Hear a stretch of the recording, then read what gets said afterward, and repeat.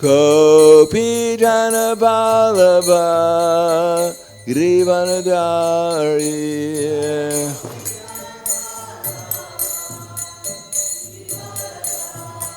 Yasodanandana Brata Dhanaranjana Yasodanandana Brata Dhanaranjana Yamuna Tirha Vanacharya Yamuna Tirha Vanacharya Jaya Radha Madhava Kunja Bihari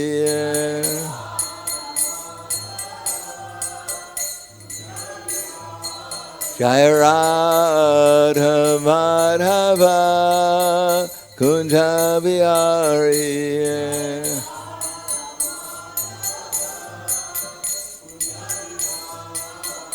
Gopi Jana Vallabha Girivanadari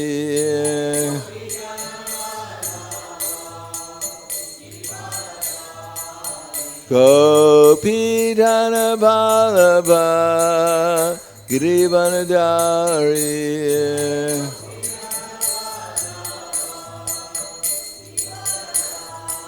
Yasodanandana Brata Dhanaranjana Yasodanandana Brata Dhanaranjana Yamuna Tirha Vanacharya Yamuna Tirha Vanacharya Jaya Radha Madhava Kunja Bihari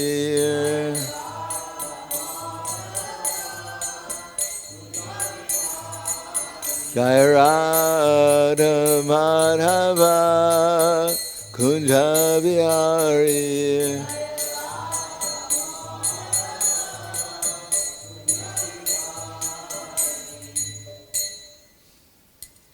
Jayam Vishnupad Paramahansa Brahmadakacharya Asadhara Sadushi Shiman His Divine Grace Sri Bhaktivedanta Swamiraj Srila Prabhupada Ki Jai Gaur Premanande Haribol, glorious to the sound devotees, all glorious to Shri Guru and Shri Gauranga.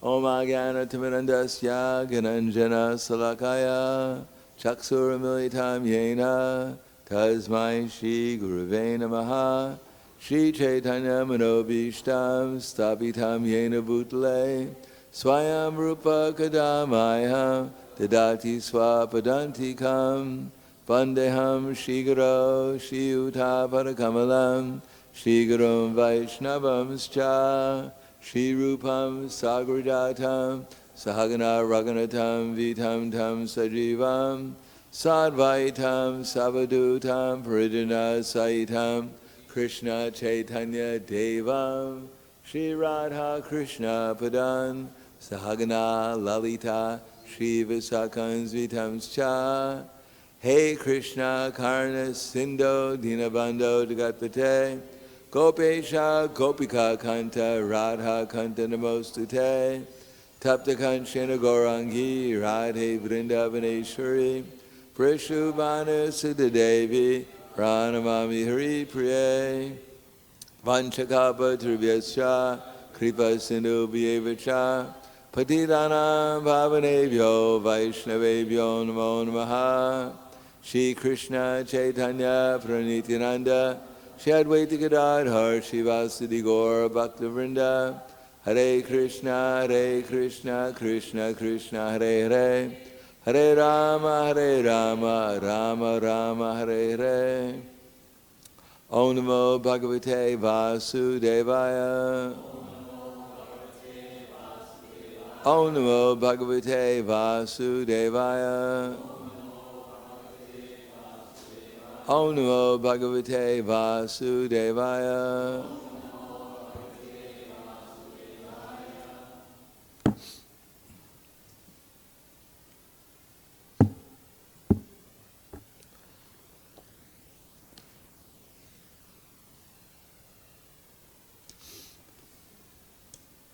So we're reading from the Srimad Bhagavatam, Canto 3, Chapter 27, Understanding Material Nature, and text number 20.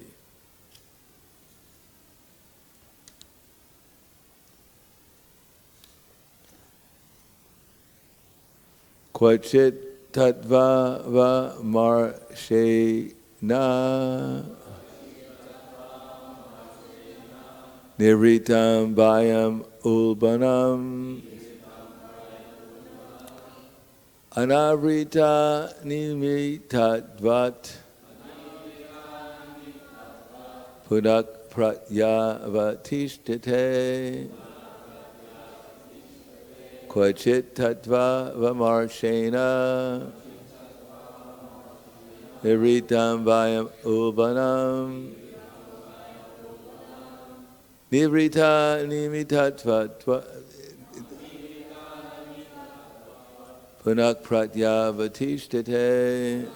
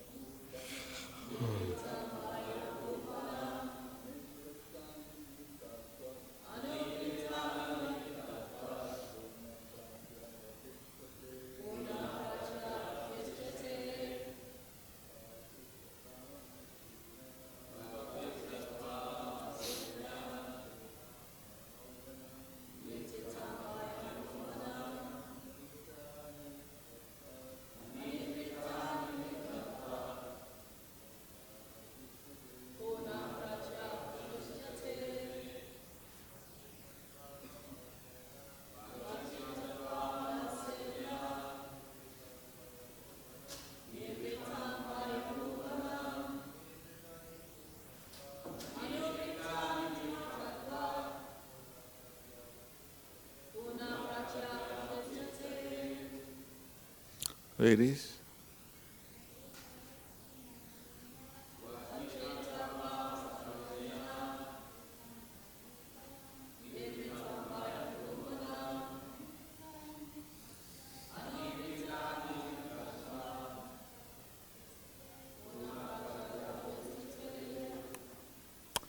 Kvacit, in a certain case, tattva, the fundamental principles of avamarśena, by reflecting upon, nivṛttam, avoided, bhayam, fear, ulbaṇam, great, anivṛtta, not ceased, nimittatvāt, since the cause, punaḥ, again, pratyavatiṣṭhate, it appears. Translation and purport by His Divine Grace, A.C. Bhaktivedanta Swami Srila Prabhupada. Even if great fear of bondage is avoided by mental speculation and inquiry into the fundamental principles, it may still appear again, since its cause has not ceased. Please repeat. Even if great fear of bondage is avoided by mental speculation and inquiry into the fundamental principles, it may still appear again, since its cause has not ceased. Purport. Material bondage is caused by putting oneself under the control of matter, because of the false ego of lording it over material nature. Bhagavad-gītā 7:27 states, icchā-dveṣa-samutthena, two kinds of propensities arise in the living entity. The propensity is icchā, which means desire to lord it over material nature, or to be as great as the Supreme Lord. Everyone desires to be the greatest personality in this material world. Dveṣa means envy. When one becomes envious of Kṛṣṇa or the Supreme Personality of Godhead, one thinks, why should Kṛṣṇa be the all in all? I'm as good as Kṛṣṇa. These two items, desire to be the Lord and envy of the Lord, are the beginning cause of material bondage. As long as a philosopher, salvationist, or voidist has some desire to be the Supreme, to be everything, or to deny the existence of God, the cause remains and there is no question of his liberation. Devahuti, very intelligent, says, one may theoretically analyze, say that by knowledge one has become free. But actually, as long as this cause exists, he is not free. Bhagavad-gītā confirms that after performing such speculative activities for many, many births, when one actually comes to his real consciousness and surrenders into the Supreme Lord, Kṛṣṇa, then the fulfillment of his research and knowledge is actually achieved. There is a gulf of difference between theoretical freedom and actual freedom from material bondage. The Bhagavatam 10:14-4 says that if one gives up the auspicious path of devotional service and simply tries to know things just by speculation, one wastes his valuable time. Klishanti ye kevala bodha labdaye. The result of such labor of love is simply labor. There is no other result. The labor of speculation is ended only by exhaustion. The example is given that there is no benefit in husking the skin of an empty paddy. The rice is already gone. Simply by the speculative process, one cannot be freed from material bondage, but the cause still exists. One has to nullify the cause, and then the effect will be nullified. It is explained by the Supreme Personality of Godhead in the following verses. So the verse again. Kvacit tattvāvamarśena nivṛttam bhayam ulbaṇam anivṛtta-nimittatvāt punaḥ pratyavatiṣṭhate. Even if the great fear of bondage is avoided by mental speculation and inquiry into the fundamental principles, it may still appear again, since its cause has not ceased.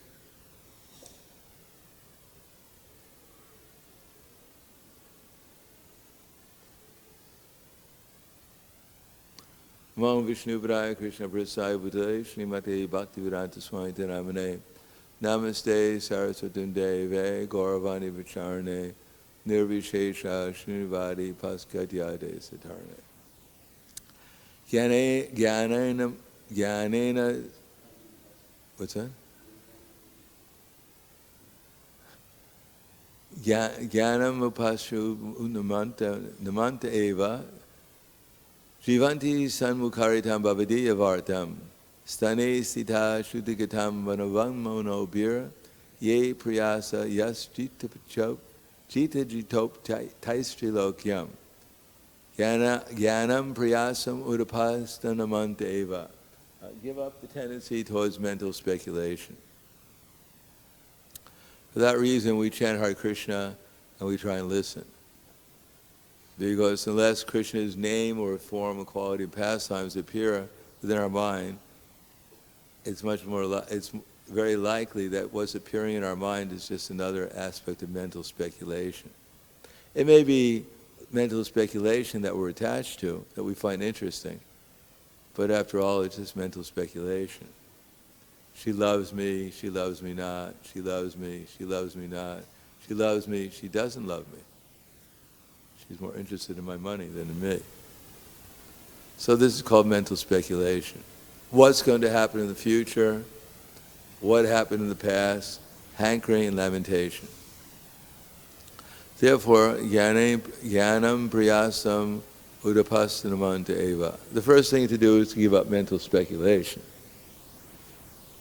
There's philosophical speculation, that is assimilating the knowledge within the books to try to figure out what the goal of life is and how to achieve it.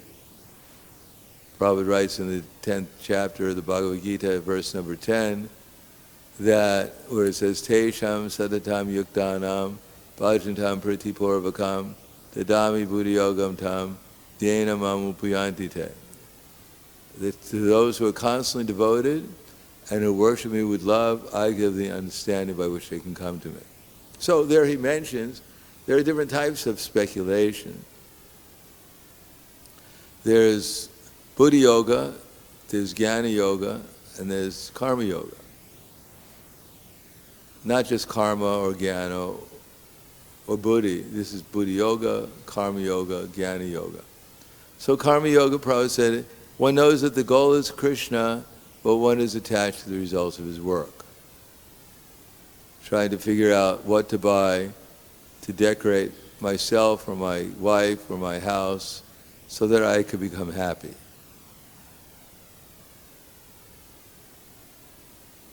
Whether the iPhone 15 will put me in more ecstasy than the 14 one did. And then there is Jnana yoga, that one knows the goal is Kṛṣṇa, but one takes pleasure in mental speculation to understand Kṛṣṇa. Not just philosophical speculation, that's eternal, but mental speculation. Why did Kṛṣṇa do this? And then we hear from everyone else. Or why did Prabhupada, the big one is, why did Prabhupada say something politically incorrect or socially unacceptable at this particular instance? Was he an old man from Bengal who just kind of like, because of his conditioned nature, he didn't know what would be socially acceptable in his books, and therefore he wrote things that would agitate people's minds and turn them away from Kṛṣṇa? Or did he actually believe what he was writing? Or did he just make it up because he needed an example, so he just made something up out of his imagination? So this is all called mental speculation.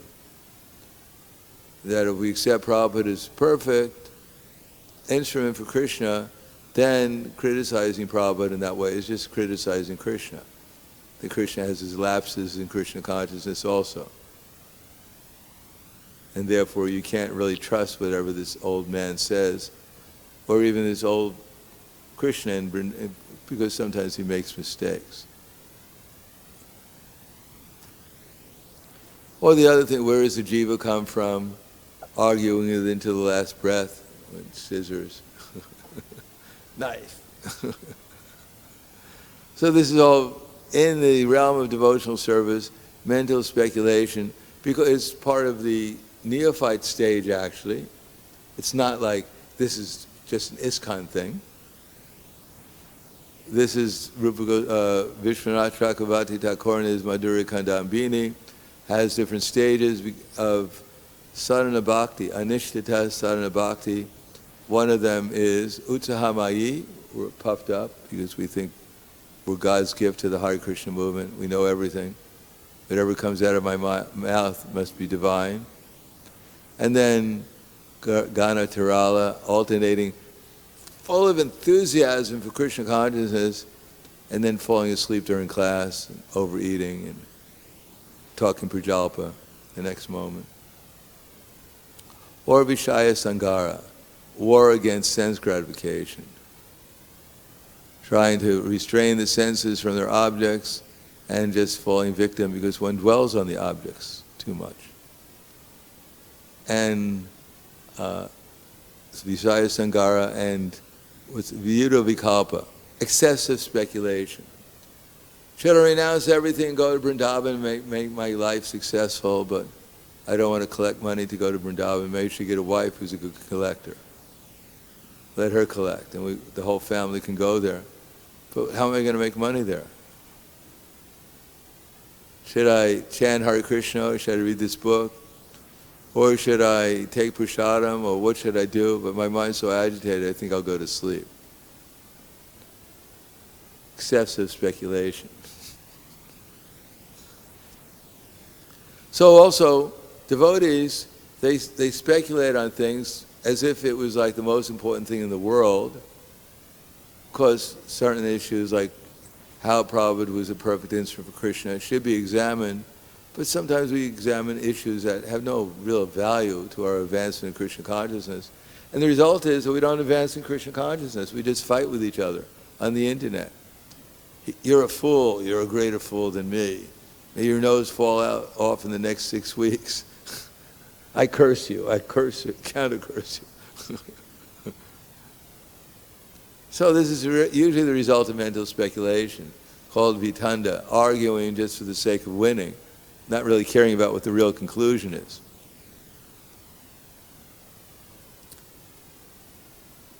Therefore, philosophical speculation is to try to assimilate the knowledge in such a way as it becomes clear what the philosophy is. But in order to do that, as Prabhupada writes, as I said the other day, that submission and service constitute the proper combination for spiritual understanding. Unless there is submission and inquiries constitute the proper combination for spiritual understanding.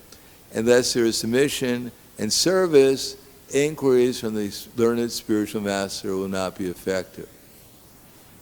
And even we do service, and we think, well, Kṛṣṇa got to reciprocate with me.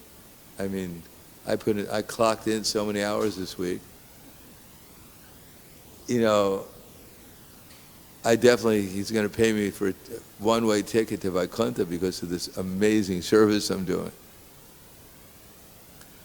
But Kṛṣṇa doesn't seem so impressed. I'm not in ecstasy all the time. I'm doing so much service, and yet Kṛṣṇa is not reciprocating. I mean, it's not tattvāvamarśena. He's not asleep. He has no excuse. Maybe he's not as powerful as they claim him to be. Maybe he's asleep even after Janmashtami, even after tattvāvamarśena. No, submission and inquiries constitute the proper combination for spiritual understanding. Unless there is submission and service, inquiries from the learned spiritual master will not be effective. One must be able to pass the test of the spiritual master. The test. I passed my Bhakti Shastri test. What other test do I got to take? I scored practically 90% on it. I mean, I passed the test. What do you mean by test? Well, what about Prahlad Maharaj? Did he take a Bhakti Shastri test? Well, he didn't. That's why he had to get a father like Hiranyakashipu, who threw him off his lap, because he didn't pass the Bhakti Shastri test like I did. What about the Pandavas? They were exiled in the forest. Well, you know, forest is nice. You can breathe the air there. There's a lot of nice animals you can go. It wasn't so bad. No, one has to pass the test of the spiritual master. And when he sees the genuine desire of the disciple, he automatically blesses the disciple with genuine spiritual understanding. So what kind of test? When I see my enemy, do I feel love? Or do I feel he's my enemy? Do I wish him to go to Vaikuntha? Or I wish him to go and have a darshan with Yamaraj? That's a test. So many tests. When there's 5 samosas on my plate and I can only eat 2 comfortably, should I eat 3 or 5? That's a test. Well, no one's looking. So no one's going to criticize me, so I passed the test. No, since Prabhupada writes about sincerity. Is my mind actually fixed on Kṛṣṇa by the process of pure devotional service? And whatever I'm doing, am I actually doing under authority to please Kṛṣṇa, with the idea that everything here is meant to please Kṛṣṇa, including myself? That's the test. And we may do so many things. We may say, well, everything belongs to Kṛṣṇa, so I'm his son or daughter, so I inherited it. Or we may think, yes, everything belongs to Kṛṣṇa, so I'm going to utilize everything according to the way I think Kṛṣṇa will be pleased, because I don't trust anyone. And Kṛṣṇa will understand, because I doubt whether he trusts anyone either. Or I trust someone, I'm going to act under authority because I'm forced to, or else I'll get chastised, or something will happen to me which is bad. I'm fearful of this man up in the sky. So I'll follow his orders, whatever he tells me to do. But don't expect me to do it out of love. I'm doing it because I got to do it.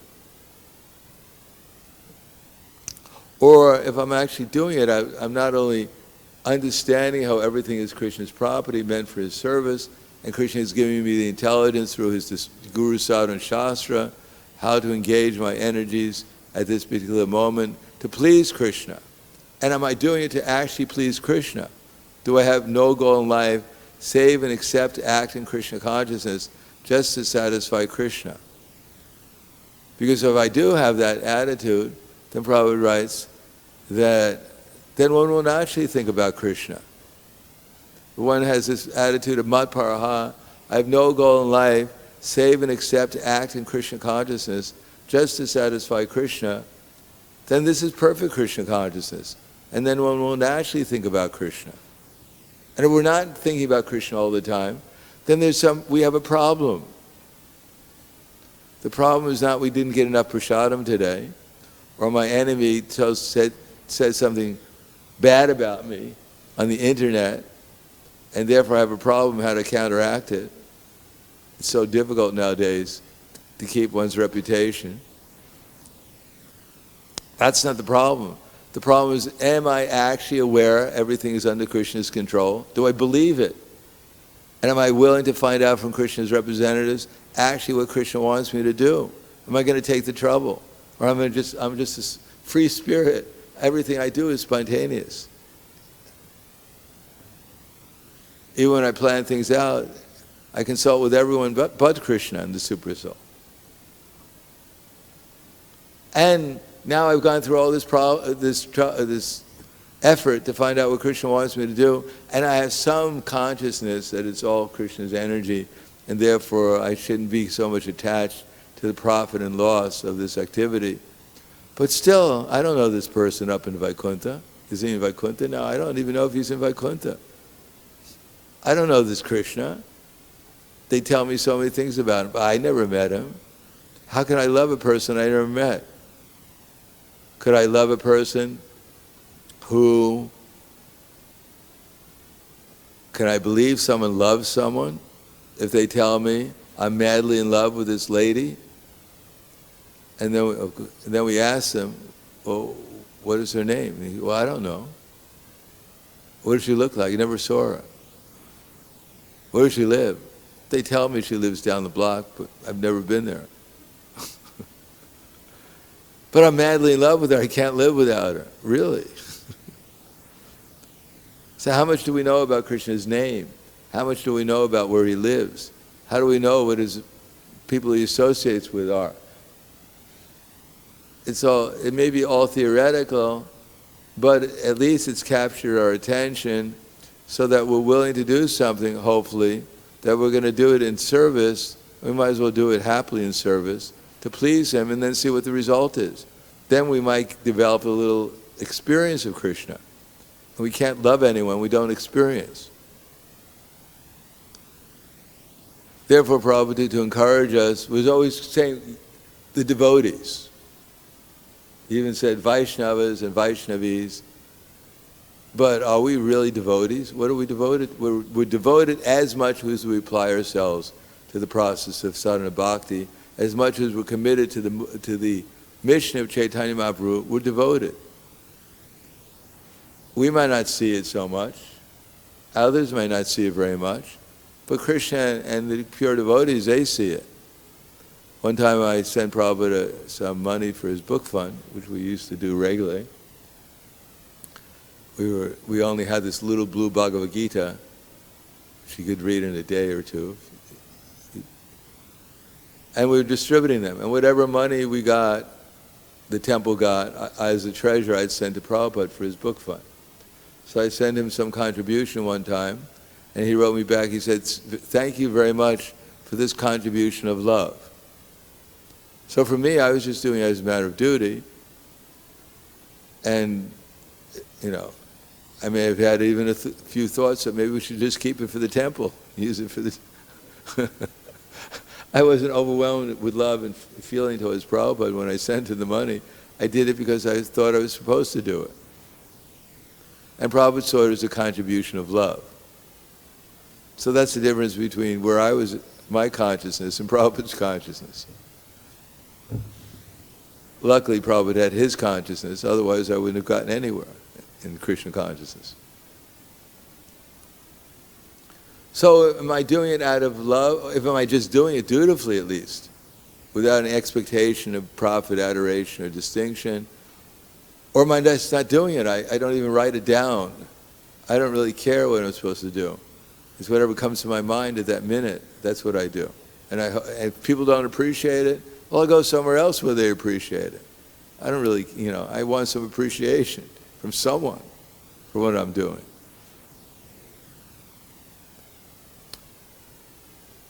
Therefore, submission and inquiries constitute the proper accommodation for spiritual understanding.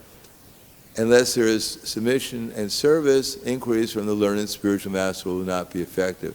One should be able to pass the test of the spiritual master. And when he sees the genuine desire of the disciple, he automatically blesses him with genuine spiritual understanding. So are we prepared to pass little tests during the day? I mean, we're having sadhana bhakti, so that when we're doing sadhana bhakti, we're actually paying attention to what's going on. Am I actually hearing others chanting and trying to have some appreciation, paying attention? Or do I have much more important things going on in my mind than listening to the devotees chant Hare Krishna? Do I think, well, they're chanting, but I know he's not a pure devotee. I doubt whether Krishna is really in his name when he chants. Why should I pay attention? Why should I listen to him? He didn't listen to me yesterday. So these are all tests. They're all meant to get out of our mental speculation, just to come to the class or to the kirtan, and just listen and try to listen with some appreciation at least. I mean, that's a higher step, but at least listening. So one should be able to pass the test of the spiritual master, and when he sees the genuine desire of the disciple, he automatically blesses him with genuine spiritual understanding. So even if our initiating guru is not there, still Prabhupada's there. We're all following Prabhupada's instructions. Krishna is there in the heart, and if he sees our genuine desire, he'll automatically bless us with genuine spiritual understanding. Tesham sadatam yuktanam bhajantam priti purvakam dadami buddhi yogam tam yena mam upayantite. To those who are constantly devoted to serving me with love, I give them the understanding by which they can come to me.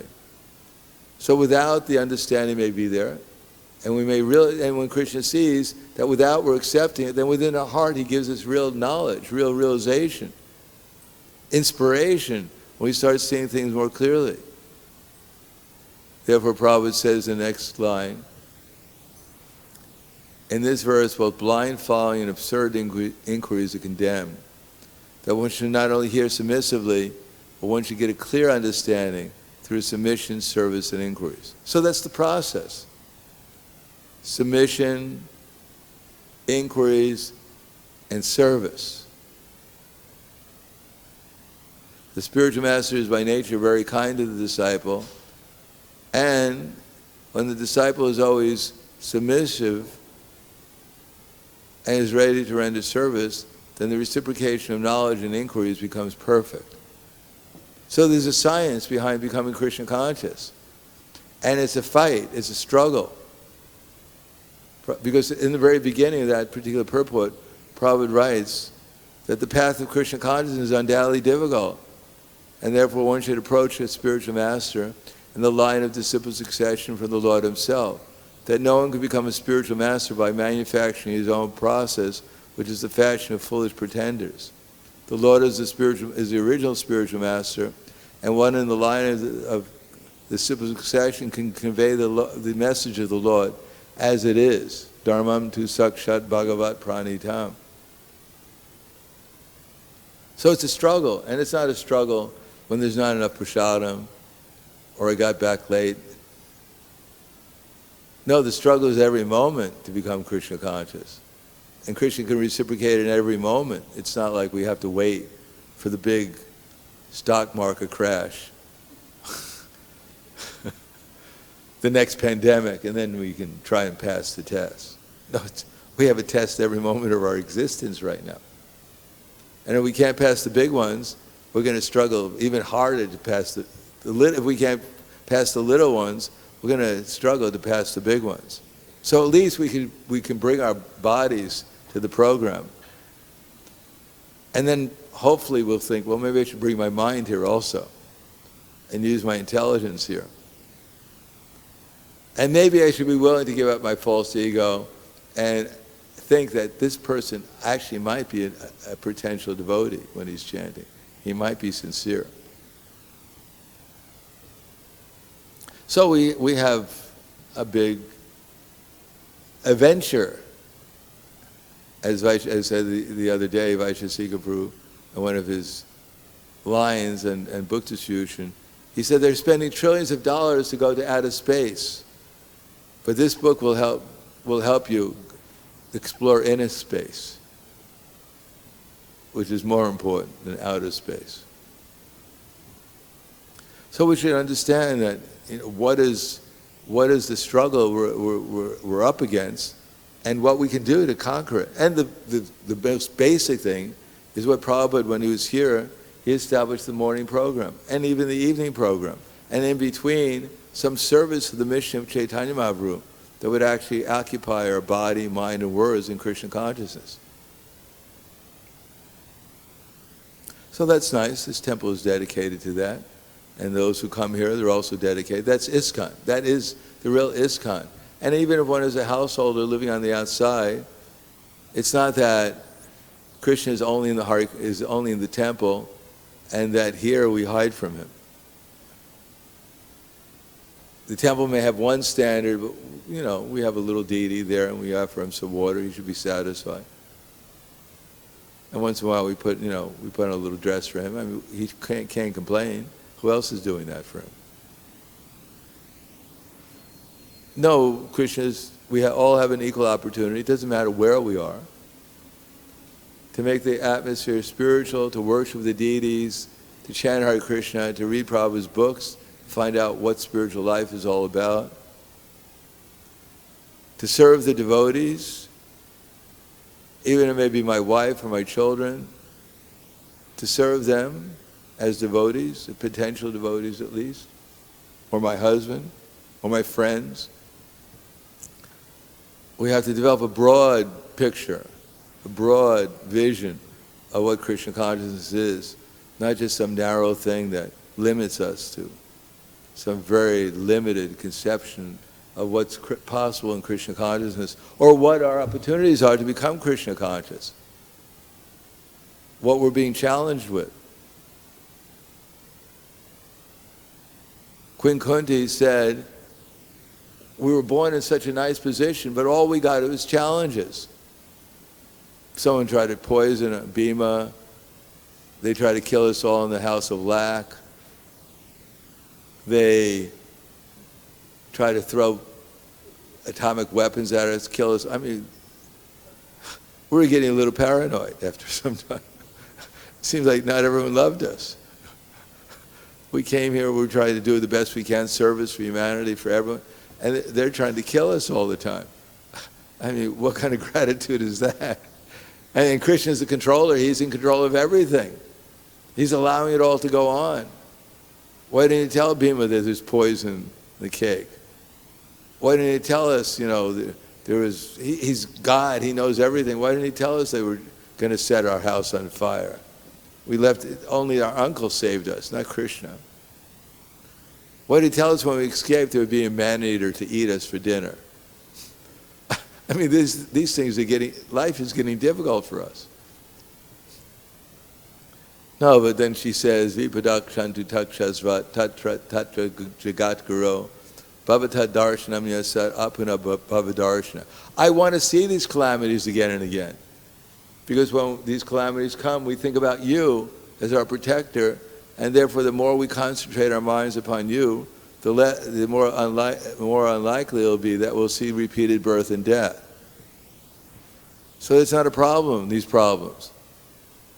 Because if we look at them properly, we have the right attitude, then these will help us make progress towards perfection, to get out of all problems, to wake up, to see who we actually are, which is our real problem, that we forgot who we are. We forgot who Kṛṣṇa is. All these other things that just help us wake up. But what's the real problem? What is our real challenge we have? Aishvaryasya, janmaishvarya, janmaishvarya, shutat shibir edamanak madak puman, naivahat devadatum vai tvama kincha gotra. Our real problem is that we're interested in solving all our problems in the material world. That's our real problem. And how are we going to do it? Money. Money. We need money to solve our problems. What's the other thing we need? We need some material education. We need some influence by personal beauty. We need so many different things. That's what I really need to solve my problems. And when we look like that, I need these things to solve my problems, and I'm anxious to solve my problems in all these varieties of ways except for Kṛṣṇa consciousness, then the result is I can't chant Hare Krishna with any feeling, because I don't really believe in Kṛṣṇa. I don't believe that the aim of life is to forget about these problems and take shelter of Kṛṣṇa, or at least tolerate the problems, or do the best we can to solve them, but not to become overwhelmed with them that we forget about Kṛṣṇa. That's my problem. And because of that, I can't chant Hare Krishna with feeling, like Chaitanya Mahaprabhu said, I'm just committing offenses when I'm chanting. But I don't think that's a problem, because I'm getting my rounds done. And everyone can see, I'm a devotee. Actually, I have a lot of rounds left. Anyhow, I'm trying to become a devotee. So that's my problem. Therefore, we have to chant Hare Krishna, and we have to pay attention. What time is it now? Because my watch doesn't work. Oh, there it is. Oh, actually, my poor old watch. 3:32.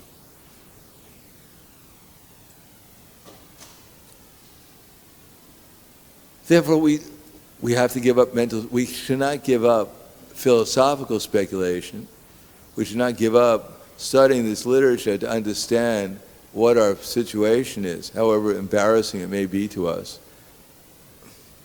But we should try to understand clearly what's actually our position and how to go forward.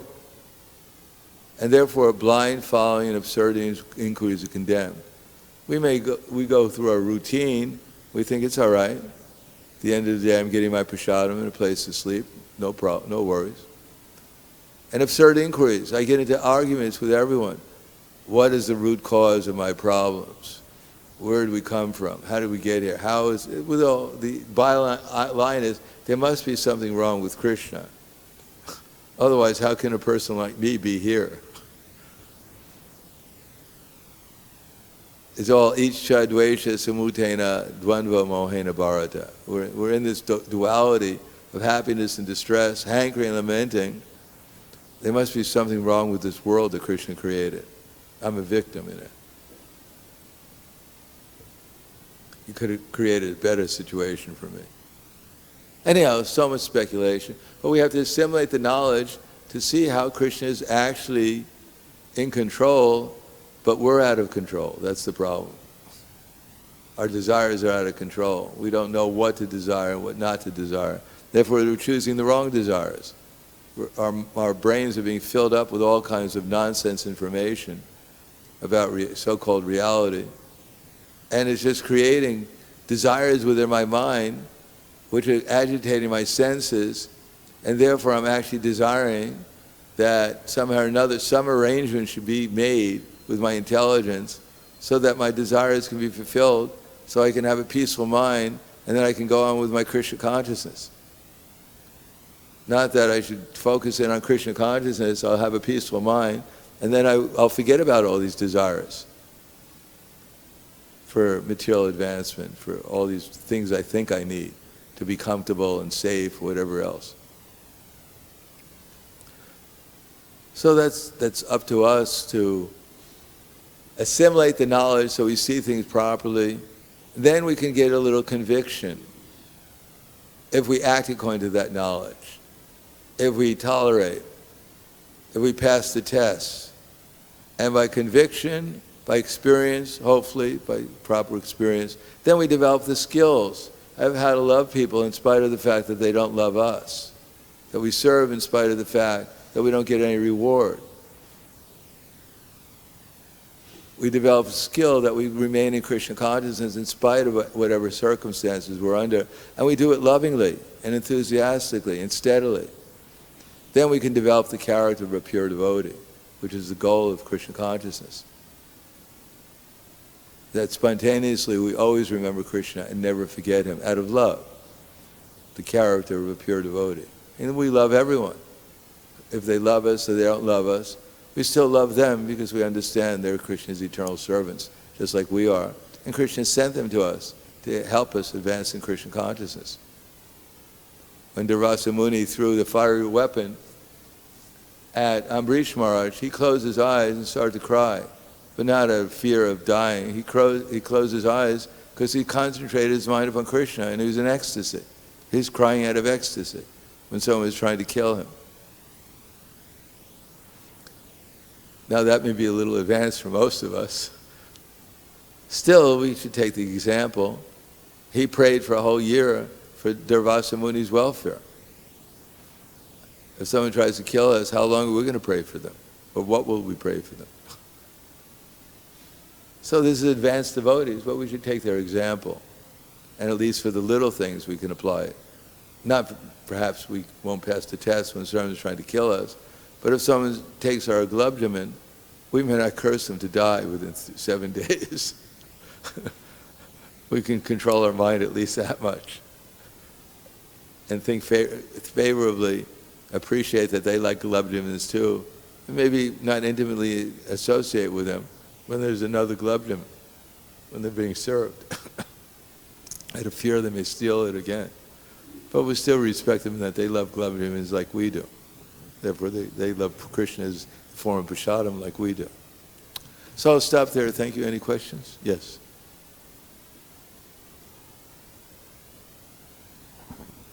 Thank you, Maharaj. I just have a question, or I'd ask if you could comment further on what Prabhupada's statement here that the labor of labor of speculation is like husking. Is ended by exhaustion. Yes. But you know, I don't have a problem speculating. I don't feel exhausted by it. Well, that's good. You must have a lot of energy. Let's see how long it takes you before you get exhausted. You know. So the question is, jnanis can go on forever. What is the problem? They don't feel exhausted by it. No. I don't know if they don't feel exhausted. Why do they want to merge in Brahman if they don't feel exhausted from it? They're trying to get out of it. Why do they go to sleep at night? Why do they yell at their wife? What is a symptom of exhaustion? Well, you know, there's a little rough road, but I'm still quite happy. Happy?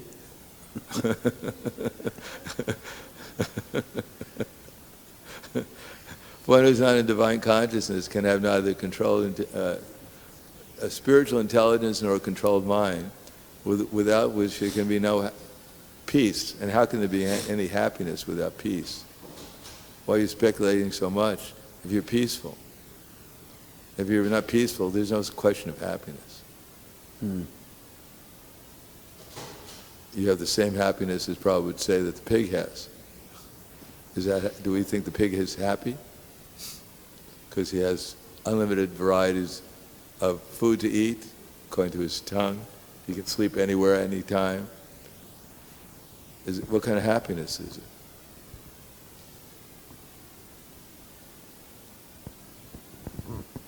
Anything else? Yes.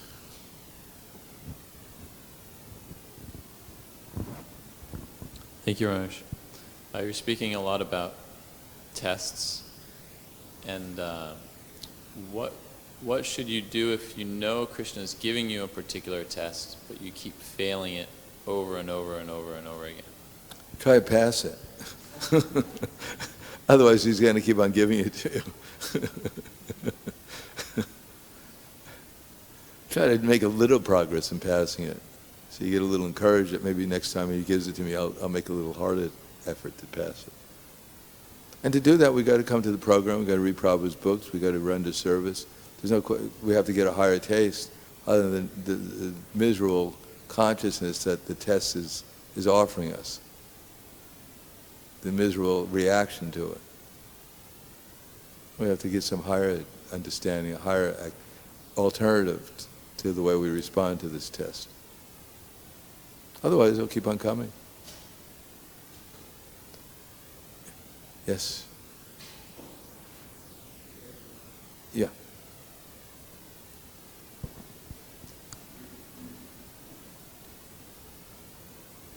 Please give it to someone. It doesn't really matter who.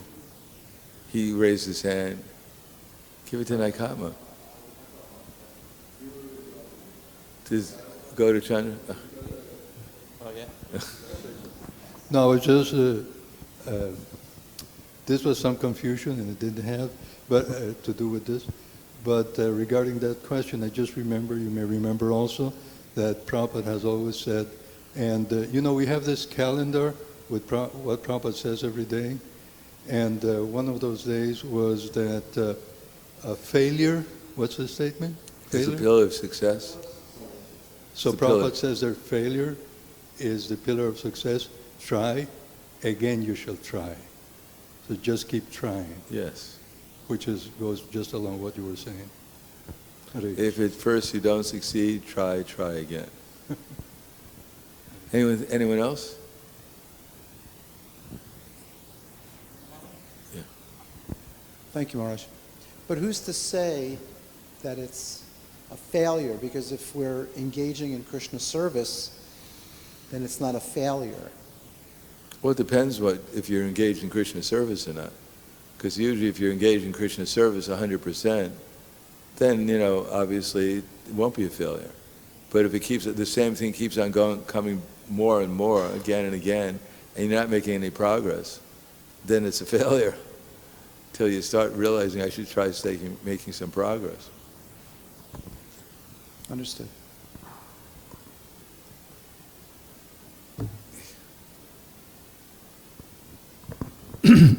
So my question is, so test is going on actually all the time, is it? That's right. I mean, how can we're in this material world, but every moment we're making a decision and doing something. Is it for Krishna? Is it an awareness that everything belongs to Kṛṣṇa here? He's the supreme controller and everything is perfectly arranged? Or am I thinking carefully, according to Guru, Sadhana, and Shastra, how Krishna wants me to react to this present moment? And am I reacting in such a way just to please him? And because of that, am I absorbed in remembering him? So every moment is a test for us. And, gradually, we should, as Prabhupada said, we should organize our life in such a way that throughout the 24 hours a day, we cannot help but think about Krishna. So that's the real test. Are we willing to do that? Give up the things that draw our mind away from Krishna, see things in relation to Krishna. Am I actually develop an attitude of doing everything very carefully and with care and attention, whatever I'm doing to please Krishna? Every relationship I have, is it with the idea that I have to be very care and attention to this devotee or this person in order to help them become Krishna conscious? So we have so many things. And it's eternal. It's not like, even in the spiritual world, Radharani's attitude is, I'm not even a devotee yet. I'm just aspiring to become a devotee. Therefore I have to do things even better today to try to please Krishna. Then maybe I'll become a little Krishna conscious. That's her attitude. So if we think, well, this attitude is, I've been in the movement for 50 years, how can I have that attitude? Well, we'll be in the movement for a lot longer than 50 years before we hopefully we'll finally develop that attitude after 50 years. Yes? Maharaj, even the pure devotees also get tested, like like Prabhupada, Bhaktisiddhanta, they also get tested. Have you read Srimad Bhagavatam? Was there any tests for Prahlad Maharaj or the Pandavas or Dhruva Maharaj or for Prabhupada? Did they have any tests at all? Was it all just like Prabhupada landed in America and immediately there was a kirtan party to greet him? The books arrived on time when he arrived, and all the devotees went out and immediately distributed all of them, and he lived they took him to the palace that he was going to live in, cooked the meals for him, and the President of the United States came and greeted him. Is that, is that what happened? No. But he was a pure devotee. I mean, Krishna is in control. Why didn't he do it for his pure devotee? Why doesn't he do it for us? Why so many problems? Because we can't develop Krishna consciousness unless we're challenged. You can't learn to love fully unless you learn to love people who don't love you. And Prabhupada and the others, they show the example for us. And also increases their love for Krishna. When they see the endless varieties of Krishna's creation. Then they may not be tested the way that we are, but also their love for Krishna increases. How Krishna is making so many amazing arrangements to deliver conditioned souls. They appreciate Krishna even more. They're being an instrument, how wonderful Krishna is. How much he loves his not only the devotees, how much he loves everyone.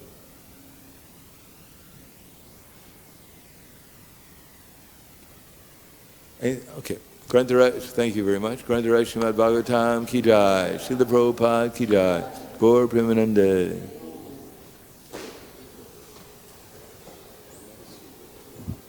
Gracias.